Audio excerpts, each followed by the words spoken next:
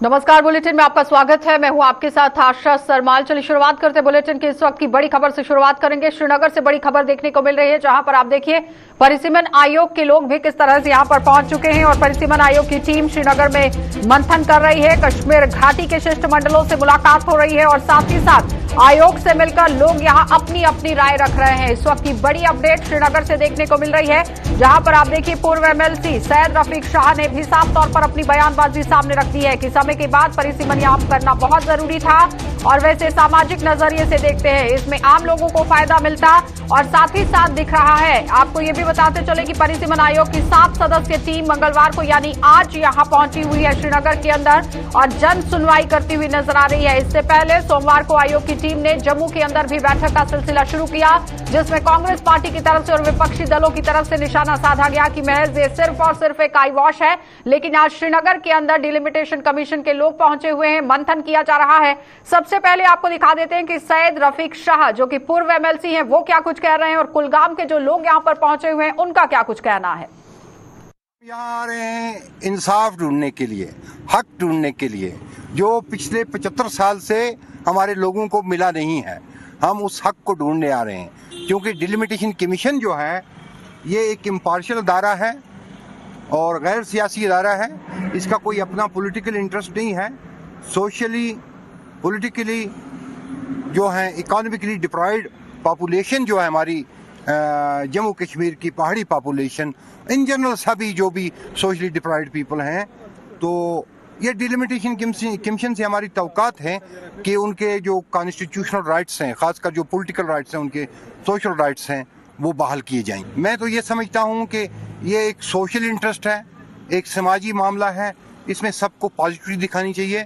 अब political interest किसका क्या है तो वो खुद जाने, लेकिन जहाँ तक हमने देखा डिलिमिटेशन कमीशन ने इसमें कोई भी पार्शलिटी नहीं दिखाई। हमें मुतालबा है कि हम दूसर से थे जो 1 किलोमीटर हमारी गांव की दूरी पे है और अब हमें 30 किलोमीटर की, अब हमारे को 30 किलोमीटर की दूरी पर धमाल हांजीपोरा से मिलाया गया, जो कि बिल्कुल हिली एरिया है 30 किलोमीटर और हमें वहां जाने में तकरीबन 3 महीने सरमा के, तो हम बिल्कुल डिस्कनेक्टेड रहते हैं। और सीधे से आप देख रहे हो ना, जस्ट एक मजाक है, जस्ट एक फॉर्मेलिटी यहाँ आने की, नहीं तो हमने पता भी नहीं किससे मिलना है, कहाँ जाना है अंदर, और गेट पे इनको सिक्योरिटी को रखा है, इसलिए भाई टाइम इज ओवर, आप नहीं जा सकते हो। जबकि 9:45 से हम यहाँ वेट कर रहे हैं, 10 बजे के 12 बजे का टाइम दिया था।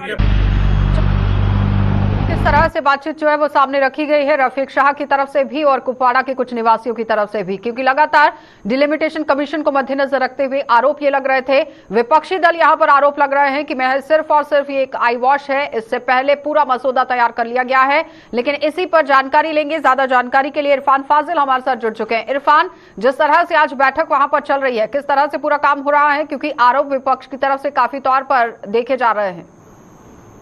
देखिए आशा, मैं अगर इस कहानी के बारे में बात करूं तो इसके 2 पहलू है, पॉजिटिव भी है और नेगेटिव भी है। सुबह से हम देख रहे हैं, सुबह 10 बजे से यहाँ पर डिलिमिटेशन कमीशन का जो यहाँ पर वफद जो आया हुआ है, उसमें बात अगर करें मेन स्ट्रीम्स को लेकर या सिविल सोसाइटी मेंबरान हो, तो दोनों को मौका मिल रहा है अपनी बात को वहां पर प्रस्ताव रखने के लिए। सबसे पहले अगर मैं बात करूं तो जो मेन जज जो खिलाड़ी है पार्टी के, खासतौर पर अगर नेशनल पीडीपी या अपनी पार्टी को लेकर बात करूं, वैसा अभी वहां पर दिखाई नहीं दे रहा है जिससे हम बात करते हैं आखिर डिलिमिटेशन प्रोसेस के बारे में बात करते हैं। हाँ, हमने कुछ फॉर्मर एमएलसी से बात की है जो नेशनल कॉन्फ्रेंस के हैं या जो खासतौर पर यहाँ पर आए हुए हैं। इन बिटवीन हमने उन लोगों से भी बात की है जो सिविल सोसाइटी के मेहमान है, तो अपने मुतालबा सजेशन को लेकर यहाँ पर आगे आए।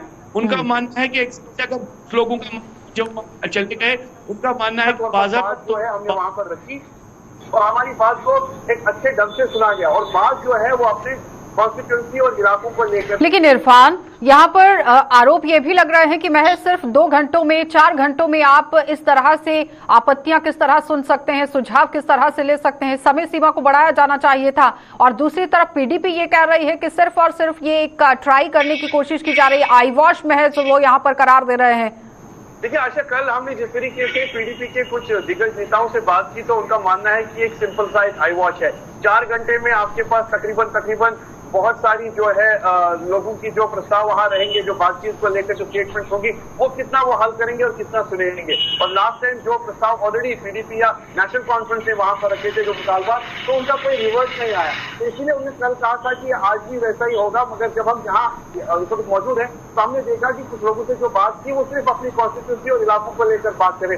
अभी मेरी बात पीडीपी के जो श्रीनगर डिस्ट्रिक्ट प्रेसिडेंट जो है मुंतजिर मोहिदीन, अपनी पार्टी के जो डिस्ट्रिक्ट प्रेसिडेंट है मुंतजिर मोहिदीन, उनसे हमने बात की। उन्होंने कहा कि हम भी यहाँ पर अपना इलाका वाइज कॉन्स्टिट्यूंसी को लेकर यहाँ पर बात रखने के लिए आए थे, और ये बात उन्होंने सुनी। और सबसे पहले उन्होंने ये भी कहा कि उन्हें हमें ऑनर किया, रमजान के हवाले से भी ऑनर किया, सलाम खैरियत की दुआ पूछी, और उसके बाद जो भी हमने पॉइंट वहां रखे, और हमें लगता है कि उसका आउटपुट जो है वो ठीक होगा। ये मुंतजिर मोहिदीन का मानना था। और दूसरी जानिब अगर देखा जाए तो यहाँ पर कुछ सुबह सिविल सोसाइटी के मेंबर आए थे या लोकल आए थे, उनके पास पास वगैरह भी था, मगर बाद में उन्हें छोड़ा नहीं गया। वहां पर एक थोड़ा सा कंफ्यूजन था कि हो सकता है कि टाइम लैप्स को लेकर, जिस तरीके से पहले 2 घंटे अलग डिस्ट्रिक्ट वाइज लोगों को वहां पर मौका मिलेगा, फिर बाद में 2 घंटे जो है वो दूसरे लोगों को होगा। इन बिटवीन जो मीडिया है, मीडिया को टोटली अलाउ नहीं किया गया है। मीडिया बिल्कुल यहाँ कम्युनिकेशन सेंटर के बाहर खड़ा हुआ है, और हम भी कोशिश इरफान, क्या लगता है कि मिली जुली प्रतिक्रिया ही देखने को मिल रही है? जम्मू के अंदर कल ये लोग पहुंचे हुए थे जहां पर कांग्रेस पार्टी पूरी तरह से तंज कसती हुई नजर आई। उन्होंने कहा कि लिस्ट में उनका नाम ही नहीं है, और दूसरी तरफ आज जब श्रीनगर के अंदर पहुंचे हैं तो मिली जुली प्रतिक्रिया। लेकिन सवाल यहां पर यह है कि अमित शाह की तरफ से जब संसद के अंदर बड़ा ऐलान पेश किया गया था, उसमें उनकी तरफ से ये बताया गया था कि सबसे पहले यहां पर जो परिसीमन आयोग है वो अपना काम करेगा, फिर यहां पर इलेक्शन होगी, और उसके बाद राज्य का दर्जा जो है वो बहाल किया जाएगा। क्या लगता है कि अब डिलिमिटेशन कमीशन की तरफ से अगर रिपोर्ट यहां साझा की जाती है तो बहुत ही जल्द चुनाव भी हो सकते हैं? देखिए, जाहिर सी बात है, इलेक्शंस को लेकर बात करें तो जाहिर सी बात है, या फिर आर्टिकल को लेकर बात करें, सबकी निगाहें नजरें इसी पर है। तो इसीलिए रिपोर्ट का जो आखिरकार फैसला आएगा वो रिपोर्ट से ही पता चलेगा कि फाइनली अमेंडमेंट क्या हुई है। क्योंकि अभी तो सब लोग अपना सजेशन दे रहे हैं, सब अपना प्रस्ताव डाल रहे हैं, मगर इसका आउटपुट क्या होगा, उसके बाद आर्टिकल को लेकर बात, इलेक्शन को लेकर बात, जिस तरीके से होम मिनिस्टर साहब ने खुद बताया, जैसे आपने भी बताया अभी, तो सब यही इसी बात पर गौर फिक्र करें, क्योंकि उनका मानना है कि अब इंतजार रहेगा कि इसका आउटपुट क्या आएगा, इसका रिजल्ट क्या आएगा, और जो भी प्रस्ताव रखे गए हैं उसके जो सुझाव, क्योंकि अगर इसी पूरे मसौदे पर मुहर लगती है इरफान, तो बहुत ही जल्द केंद्र शासित प्रदेश के अंदर विधानसभा चुनाव जो हैं वो हो जाएंगे। बहुत बहुत धन्यवाद जुड़ने के लिए। तो फिलहाल आपने देखा कि इरफान हमारे साथ जुड़े हुए थे, जो बता रहे हैं कि किस तरह से मसौदा तैयार करने की कोशिश की गई है, लेकिन अगर मुहर लग जाती है तो बहुत ही जल्द केंद्र शासित प्रदेश के अंदर चुनाव हो सकते हैं। क्योंकि अमित शाह की तरफ से ये ऐलान संसद के अंदर यहां पर किए गए थे, और दूसरी बार उन्होंने फिर से इसे दोहराया भी था कि सबसे पहले धारा 370 और 35A को हटाया जाएगा, उसके बाद परिसीमन आयोग अपना काम करेगा, और हदबंदी की जो पूरा काम है वो होता हुआ नजर भी आ रहा है। अगर इसका पूरी तरह से मसौदा सामने रखा जाता है तो विधानसभा चुनाव होंगे, और उसके बाद राज्य का दर्जा भी बहाल हो सकता है। आगे बढ़ जाएंगे, अब आपको दिखा देते हैं कि भारतीय जनता पार्टी लगातार अपना जनाधार किस तरह से बढ़ाती हुई नजर आ रही है। आज से पूर्व MLC सुरेंद्र चौधरी भी भारतीय जनता पार्टी में शामिल हो गए हैं, और पार्टी के जम्मू कश्मीर प्रभारी तरुण चुग ने भाजपा में इन्हें शामिल किया है, और भाजपा के जम्मू मुख्यालय में आज उत्सव जैसा माहौल देखा गया है। सुरेंद्र चौधरी ने पिछले साल PDP से किनारा कर दिया था। इस वक्त की बड़ी अपडेट, सुरेंद्र चौधरी जो कि PDP पार्टी से ताल्लुक रखते थे और वरिष्ठ नेता के तौर पर जाने जाते हैं, लेकिन आज भारतीय जनता पार्टी में शामिल हो गए हैं। और कई दिनों से अटकलें ये लग रही थी कि भारतीय जनता पार्टी का दामन थामेंगे, लेकिन पहले तस्वीर साफ नहीं थी। आज पूरी तरह से तस्वीर जो है वो साफ हो चुकी है कि आज से ही पूर्व MLC सुरेंद्र चौधरी भारतीय जनता पार्टी में शामिल हो गए हैं, और पार्टी के जम्मू कश्मीर प्रभारी तरुण चुग ने आज भारतीय जनता पार्टी में इन्हें शामिल किया है। साफ तस्वीरें आपको मुख्यालय के बाहर से दिखा रहे हैं। देखिए किस तरह से आज सुरेंद्र चौधरी मुख्यालय के अंदर पहुंचे हैं, और भारतीय जनता पार्टी का दामन थाम लिया गया है। यानी ये कहा जा सकता है कि एक एक करके भारतीय जनता पार्टी विधानसभा चुनावों से पहले कहीं ना कहीं जनाधार को बटोरती हुई यहां नजर आ रही है। अलग अलग पार्टियों के नुमाइंदे, वरिष्ठ नेता, कदावर नेता जो है वो भारतीय जनता पार्टी में शामिल होते हुए नजर आ रहे हैं। और इससे पहले नेशनल कॉन्फ्रेंस पार्टी के कदावर नेता देवेंद्र सिंह राणा ने भारतीय जनता पार्टी का दामन थाम लिया था, और उसके बाद एक एक करके नेशनल कॉन्फ्रेंस पार्टी भी बिखरती हुई नजर आई थी। लेकिन अब आप देखिए PDP पार्टी के कदावर नेता सुरेंद्र चौधरी ने आज भारतीय जनता पार्टी का दामन थाम लिया है। इसी पर ज्यादा जानकारी के लिए रितिका हमारी संवाददाता हमारे साथ जुड़ चुकी है। रितिका, क्या कुछ चल रहा है वहां पर? जी, मैं आपको बताना चाहूंगी कि ये जो सुरेंद्र चौधरी हैं, इन्होंने जो PDP का दामन छोड़ के बीजेपी का दामन जो आज थामा है, आज उनकी ज्वाइनिंग है। हम बीजेपी ऑफिस में यहाँ पे मौजूद हैं। उनकी ज्वाइनिंग का जो पूरा यहाँ पे सिलसिला है वो चल रहा है और आपको बताना चाहेंगे कि इन्होंने जो पीडीपी को पार्टी को छोड़ने का काम किया है, बहुत बड़ा झटका है पीडीपी के लिए। क्योंकि अगर पीडीपी की हम बात करें तो पीडीपी की सीट जो है वो नौशहरा में ही थी। उसके अलावा कुछ ज्यादा इन्फ्लुएंस जम्मू की तरफ तो उनका देखने को नहीं मिलता था, लेकिन उनका पार्टी को छोड़ना और बीजेपी को ज्वाइन करना बहुत बड़ा झटका है पीडीपी के लिए। रितिका, क्या लगता है कि पहले ही Bharatiya Janata party victim card जो है वो राजौरी और पुंछ के अंदर खेल चुकी है कि पहाड़ियों को एसटी का दर्जा दिया जाएगा, और इस बीच में जब अलग अलग पार्टियों के नेता भी भारतीय जनता पार्टी में शामिल होते हैं तो काफी तरीके से फायदा हो सकता है भारतीय जनता पार्टी को, क्योंकि सुरेंद्र चौधरी अपने इलाके के जब वो विधायक के तौर पर काम कर रहे थे तो काफी होल्ड रखते हैं। जी, आपको बताना चाहूंगी ग्राउंड लेवल की बात करूं तो सीधा प्रभाव जो है वो वोट बैंक पे पड़ेगा, क्योंकि इनके फॉलोअर्स जो हैं वो हजारों या लाखों की तादाद में है। और आज भी यहाँ पे सुरेंद्र चौधरी के साथ साथ पीडीपी में जो छोड़ने का काम जो है डीडीसी और बीडीसी के मेंबर्स ने भी किया है, और जिसके चलते आपको बता दें कि बीजेपी को ज्वाइन करने का काम भी पंच और सरपंच जो है हजारों की तादाद में आगे निकल के आए हैं, सिर्फ सुरेंद्र चौधरी के ज्वाइन करने की वजह से। तो आप यहीं से देख सकते हैं कि उनकी पार्टी छोड़ने पे बाकी लोग जो है उन्होंने भी पीडीपी का दामन जो है वो छोड़ दिया है। तो आने वाले समय में उनकी लोकप्रियता जो है वो नौशहरा में काफी ज्यादा है, तो कहीं ना कहीं बीजेपी को सीधा बेनिफिट जो है वो राजौरी नौशहरा में जो है वो देखने को मिलेगा। रितिका, ये बताइए कि जिस तरह से भारी तादाद में कार्यकर्ता भी उनके साथ मौजूद हैं, क्या उन्होंने भी आज पार्टी को यहाँ पर ज्वाइन कर लिया है? क्योंकि अटकलें ये लगाई जा रही है कि भारी तादाद में कार्यकर्ता जो पहुंचे हुए हैं वो भी ज्वाइनिंग कर रहे हैं आज। कि आपको बता दें सुरेंद्र चौधरी के साथ साथ अलग अलग जो कार्यकर्ता हैं उनकी भी ज्वाइनिंग जो है वो भी साथ में करवाई जा रही है।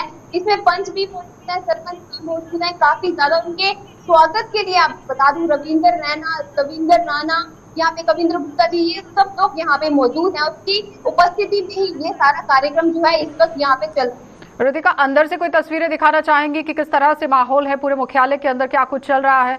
किसी से बात करना चाहेंगे वहाँ पर? की तस्वीरें दिखाना थोड़ा मुश्किल होगा इस वक्त, क्योंकि तो वहाँ पे ज्वाइनिंग चल रही है, काफी ज्यादा रश है वो वहाँ पे खड़ा हुआ है, उत्साह है इतना ज्यादा है कि इस वक्त पॉसिबल तो नहीं हो पाएगा, लेकिन कोशिश करेंगे कुछ समय के बाद जरूर आप तक वो। चलिए रितिका, बहुत बहुत धन्यवाद जुड़ने के लिए। तो फिलहाल आपने देखा कि बीजेपी मुख्यालय से रितिका हमारी संवाददाता हमारे साथ जुड़ी हुई थी, जो बता रही है कि भारी तादाद में अपने कार्यकर्ताओं के साथ सुरेंद्र चौधरी ने भारतीय जनता पार्टी का दामन थाम लिया है, और ये काफी पहले से ही अटकलें यहाँ पर लगाई जा रही थी, संकेत यहाँ पर दिए जा रहे थे कि पीडीपी पार्टी छोड़ने के बाद सुरेंद्र चौधरी भारतीय जनता पार्टी का दामन थामेंगे, जो आज यहाँ पर आप देखिए माकूल तरीके से मुहर लगती हुई भी नजर आई है। आगे बढ़ जाएंगे, अब एक और बड़ी खबर से आपको रूबरू करवा देते हैं, क्योंकि लगातार आप देखिए किस तरह से परिसीमन आयोग की तरफ से भी खबर आपको दिखाई गई, लेकिन अब आपको सीधा लिए चलेंगे किश्तवाड़, और किश्तवाड़ से आपको दिखा देते हैं कि 5 महीनों के बाद मड़वा बरवान मार्ग खोल दिया गया है, और बर्फबारी के कारण पिछले साल अक्टूबर महीने इसे बंद कर दिया गया था, और कश्मीर से बारवान तक यातायात बहाल करने को लेकर अब यहां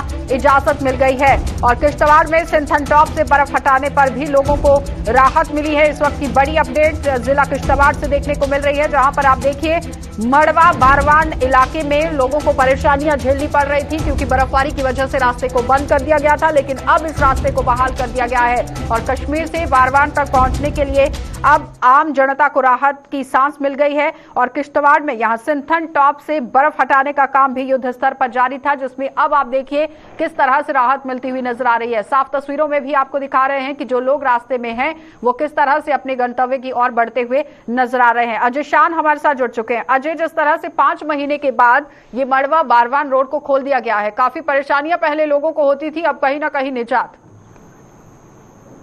जी बिल्कुल आशा, देखिए इस बार बर्फबारी कम हुई है, और उसके साथ साथ जो पीएमजीएसवाई डिवीजन वालू है और स्पेशल डिवीजन मड़वा है, उनकी तरफ से समय रहते ही कार्रवाई शुरू कर दी गई थी। स्नो क्लियरेंस का काम शुरू हो गया था, जिस वजह से अब जो अनंतनाग से लेके वाड़वन तक का इलाका है, इंचन जो वहां पर हेडक्वार्टर आता है, सब वहां तक गाड़ियां जाना शुरू हो गई हैं। और कुछ दिनों में, आने वाले दिनों में जो मड़वा का 925 जो कि सब डिवीजन का हेडक्वार्टर है, उसको भी सड़क मार्ग से जोड़ दिया जाएगा। कहीं ना कहीं बड़ी राहत उन हजारों लोगों के लिए, हजारों परिवारों के लिए है जो कि 6 महीने बर्फबारी के चलते अंदर ही बंद रहते थे। उनके लिए सड़क मार्ग जो कनेक्टिविटी थी वो बंद हो जाती थी। हालांकि हेलीकॉप्टर सर्विस बीच बीच में जा रही थी, लेकिन इस बार भी वो खाली दिखावे के लिए नजर आई, लेकिन अब जबकि सड़क मार्ग खुल रहा है, लोगों को बड़ी राहत मिली है। कुछ लोगों से हमारी बात हुई है जो कि कल इंशन से निकल के कश्मीर पहुंचे हैं। उनका ये कहना था कि बेशक इस बार मौसम खराब ज्यादा नहीं रहा, बर्फबारी कम हुई, उसके चलते समय रहते ही बर्फ हटा दी गई, लेकिन उनका कहीं ना कहीं अब ये सवाल उठाए जा रहे हैं कि हम इस दौर में भी अब 6-6 महीने कब तक बर्फबारी में बंद रहेंगे। तो उनकी यही मांग है कि वैकल्पिक कोई मार्ग उनके लिए बनाया जाए ताकि हर पूरे साल उनके लिए सड़क संपर्क जुड़ा रहे। क्योंकि लेकिन ये एक बड़ी अगर हम यहाँ मुगल रोड की बात करें तो वहां पर भी पुंछ की जनता, राजौरी की जनता ये चाहती है कि 12 महीने इस रास्ते को खुला होना चाहिए, जिस पर गौर फरमाने की जरूरत है। लेकिन अगर वैकल्पिक मार्ग चुनने की बात कही गई है तो क्या लगता है कि किस तरह से वैकल्पिक मार्ग यहाँ पर बनाया जा सकता था जो अभी तक काम नहीं किया गया प्रशासन की तरफ से? देखिए आशा, पहले तो हम पहाड़ों को काट के रास्ते बना रहे थे, लेकिन अब पहाड़ों को चीर के रास्ते बनाए जा रहे हैं, यानी टनलिंग का सिस्टम बड़ी जगह पे देखा जा रहा है। तो इस इलाके से भी बार बार यही मांग उठ के सामने आ रही कि टनल बनाए जाए, जो कि आपको याद होगा कि 1 महीना पहले ही यहाँ के 6 लोग बर्फबारी में गायब हो गए थे, क्योंकि ये वाला रास्ता बंद था। तो तब भी लोग यही मांग कर रहे थे कि कब तक हम इस तरह से जिंदगी जीते रहेंगे। तो उनका ये कहना था कि या तो एरिया है उसको रेगुलर रखा जाए या कोई वैकल्पिक मार्ग बनाया जाए। तो जहां तक उस इलाके की ज्योग्राफिकल सिचुएशन है उसको देखते हुए यही कहा जा सकता है कि अगर टनल बनाए जाए तो इनके लिए 12 महीने रास्ता खुल सकता है। लेकिन लोग अभी भी आदिमानव जैसी जिंदगी जीने को मजबूर हैं। आधुनिक तकनीक का इस्तेमाल करने की जरूरत है और इन्हें कहीं ना कहीं जिले के साथ पूरी तरह से कांटेक्ट में लाने की जरूरत है, सड़क संपर्क बनाने की जरूरत है, कुछ ऐसा। जी बिल्कुल आशा, देखिए अभी भी हम ये नहीं कह सकते कि आधुनिक टेक्निक यूज होके ही इनको जिला हेडक्वार्टर के साथ जोड़ा जा सकता है। अभी भी सिंधा टाप हमारा बंद है, वहां से बर्फ हटाने का काम शुरू है। अगर सिंधा टाप खुलता है तो एक दिन में ये लोग बनवा वार्डन के किश्तवाड़ पहुंचेंगे। अभी इनको कश्मीर जाना पड़ रहा है, श्रीनगर से ये जो आज श्रीनगर पहुंचेगा कल वो किश्तवाड़ पहुंचेगा, यानी 2 दिन के बाद ये सड़क मार्ग से डिस्ट्रिक्ट हेडक्वार्टर पर पहुंच रहे हैं। तो कहीं ना कहीं अगर मॉडर्न टेक्नोलॉजी का इस्तेमाल किया जाता है, चाहे रेगुलर एयर सर्विस हो या टनलिंग का सिस्टम हो, तो उसके चलते ही इनको राहत मिलेगी। अलबत्ता जो अभी की मतलब प्रशासन को गौर फरमाने की जरूरत है। जो बड़े दावे पेश किए जा रहे हैं सरकार की तरफ से कि दूरदराज इलाकों के अंदर सुविधाएं दी जा रही हैं, तो वो माकूल तरीके से नहीं दी जा रही है, जिस पर काम करने की जरूरत है। बहुत बहुत धन्यवाद अजय जुड़ने के लिए। तो फिलहाल आपने देखा कि अजय शान हमारे साथ जुड़े हुए थे, जो बता रहे हैं कि किस तरह से सड़क संपर्क यहाँ पर कट जाता है। 5 महीने के बाद एक बार फिर से मड़वा वाला जो रास्ता है वो खोला गया है, लेकिन कहीं ना कहीं आम लोगों की ये मांग है कि इस रास्ते का वैकल्पिक मार्ग यहां पर बनाया जाए। लेकिन अब देखना ये होगा कि किस तरह से वैकल्पिक मार्ग पर काम शुरू होगा। आगे बढ़ जाएंगे, अब आपको गुलमर्ग लिए चलते हैं और गुलमर्ग से आपको दिखा देते हैं कि किस तरह से बड़ी खबर देखने को मिल रही है। गुलमर्ग, द्रंग और बाबा रेशी सहित आसपास के इलाकों में पॉलीथीन यहां पर बैन हुआ है और प्रशासन ने हर किस्म के पॉलीथीन के उपयोग पर पाबंदी लगा दी है और आदेश न मानने वालों के खिलाफ यहां कड़ी कार्रवाई होगी। और पर्यावरण संरक्षण की मुहिम में प्रशासन ने बड़ा आदेश जारी कर दिया है। इस वक्त की बड़ी अपडेट लगातार आप देखिए गुलमर्ग से देखने को मिल रही है, जहां पर गुलमर्ग, द्रंग और बाबा रेशी सहित आसपास के इलाकों में पॉलीथीन बैन कर दिया गया है और प्रशासन ने हर किस्म के पॉलीथीन पर यहां पाबंदी लगा दी है। लेकिन सवाल यहां पर यह है कि जम्मू कश्मीर में पॉलीथीन पर प्रतिबंध तो लगाया गया है, लेकिन जमीनी सतह पर कितना काम हो रहा है ये अब बड़ा सवाल बनता जा रहा है। क्योंकि महज यहां प्रशासन की सिर्फ इतनी जिम्मेदारी नहीं है कि आप एक नोटिस डाल दें और लिख दें कि यहां प्रतिबंध लगा दिया गया है, लेकिन उस पर चेक लगाने की भी जरूरत है कि क्या वाकई में जो आदेश दिया गया है यहां पर किस तरह से जमीनी सतह पर काम होता हुआ नजर आ रहा है। इस वक्त की बड़ी अपडेट लगातार आप देखिए गुलमर्ग से देखने को मिल रही है, जहां पर पॉलीथीन को बैन कर दिया गया है, लेकिन किस तरह से काम हो रहा है। इशफाक डार हमारे संवाददाता हमारे साथ जुड़ चुके हैं। इशफाक, इससे पहले भी कई बार पॉलीथीन को बैन किया गया है, लेकिन जमीनी सतह पर हकीकत कुछ और ही रहती है। आज एक बार फिर से गुलमर्ग में ये आदेश देखने को मिला है, किस तरह से असर देखने को मिला? बिल्कुल आशीष जी, अगर हम बात करें शायद इनका गुलमर्ग की, आप जो है कश्मीर और ने जो है आगाज किया था और सफाई मुहिम के आगाज के साथ ही उन्होंने ये कहा कि अब जो है जितने भी सयाजी मुकाम थे, चाहे सोनमर्ग हो, पहलगाम हो, दुधपत्री हो, गुलमर्ग हो या बाबा ऋषि हो या द्रंग हो, यहाँ पर अब पॉलीथीन जो है पॉलीथीन फ्री इनको बनाया जाएगा। लेकिन इस पॉलीथीन फ्री मुहिम को जो है कल से जो है इस पर शुरुआत हो गई है और यहाँ पर जो है जो उतने भी म्युनिसिपल कार्यालय है, चाहे पर गुंजर की बात करें या टंगमर की बात करें, यहाँ पर आप जो है चेकिंग स्क्वाड जो है यहाँ पर हाईवे पर मुतय्यन किया गया। और वो चेकिंग स्क्वाड जो आम नागरिक है, जो सैया बार से आ रहे हैं, उनकी गाड़ी को चेक किया जा रहा है कि टाउन में जो पॉलिथीन का इस्तेमाल न हो, उस वजह से उनको चेक किया जा रहा है कि गाड़ियों में जो पॉलिथीन का इस्तेमाल हो रहा है, और उनके अगर किसी गाड़ी के पास जो है पॉलिथीन होता है तो उनको यहाँ से जो है वो दूसरे तरह के जो लिफाफे होते हैं, वो जो डिकम्पोज होते हैं, वो उनको पेश किए जाते हैं। लेकिन इस मुहिम को जो कश्मीर जो लोकल बॉडी, इशफाक, ये बताइए कि जो पॉलिथीन पर बैन लगाया जाता है तो कुछ माइक्रोन के जो लिफाफे होते हैं, जो पॉलिथीन होता है उसका इस्तेमाल होता है, क्या कोई उस हवाले से ऑर्डर जारी किया गया है?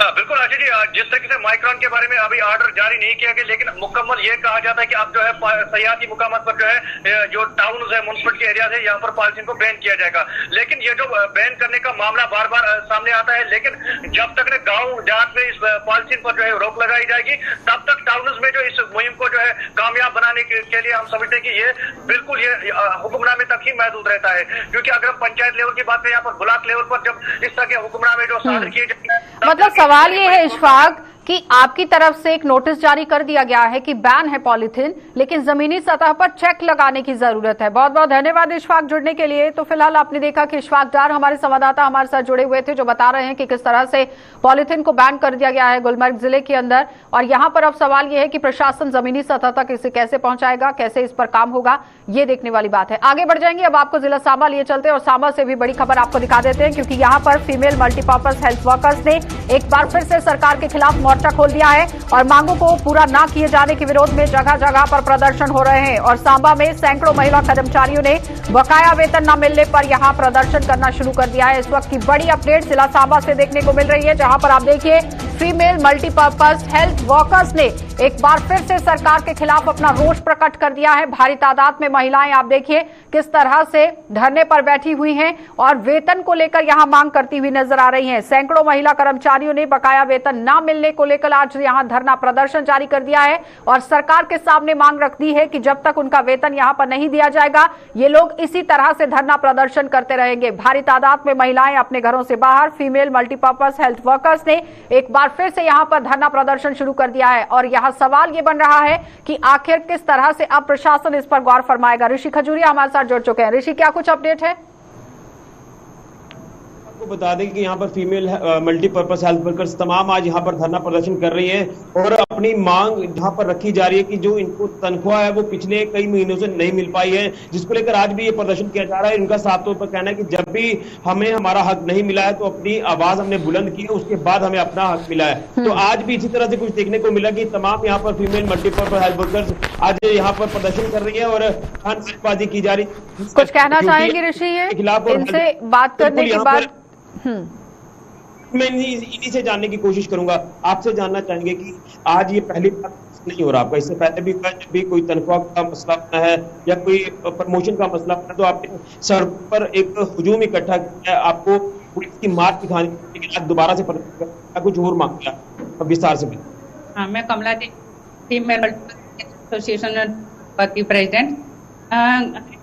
देखो, आपको हर साल हमारे जबकि हम हेड बाइक वगैरह के बराबर ऐसे पढ़ाई है, हमें नाम किया गया है हेड बाइक वगैरह। ये हेड पहले गए थे जब हमने साइन किए थे, सर्विस सब नहीं किए हैं। आज में कितने पढ़ाए, तो पढ़ाए हमें भी नहीं पता और हमारे सैलरी हमेशा नहीं बंद रहे। मैं आज क्योंकि दौलत साहब जी मुझे बताना चाहती हूँ, एक तो हम हेल्थ सर्विस के एम्प्लॉई हैं, क्योंकि हम ये हाउस टू हाउस हर विलेज में हाउस जितनी भी सर्विस आती है वो प्रोवाइड करती है। और दूसरे हम फीमेल हैं, तो हम धरना देना, प्रोटेस्ट करना, ये हमें बिल्कुल पसंद नहीं है, क्योंकि इसमें हमारी जो हेल्थ सर्विस के ढंग से लोगों को तक नहीं पहुंचाई जा सकेगी जब तक हम अपना वर्क सही ढंग से। ऋषि, सवाल कीजिए कि किसी आला अधिकारी की तरफ से कोई आश्वासन दिया गया है? आपको जानना चाहूंगी क्या कुछ अधिकारी की तरफ से आश्वासन दिया गया? हमें कोई आश्वासन नहीं दिया जाता है। आपकी परमानेंट हो चुका है, आपकी सैलरी अब कभी बात नहीं होगी, आप काम करो जाओ, लेकिन वो सामयिक रूप से आश्वासन निकले। आज तो हमें इतने खुश हो गए थे कि हमारी छुट्टी बन गई, अब हमारी सैलरी नहीं बात होगी, लेकिन वही से हमको देखने को मिलती है। अब हमें 4 महीने हो गए देखते हो गए कि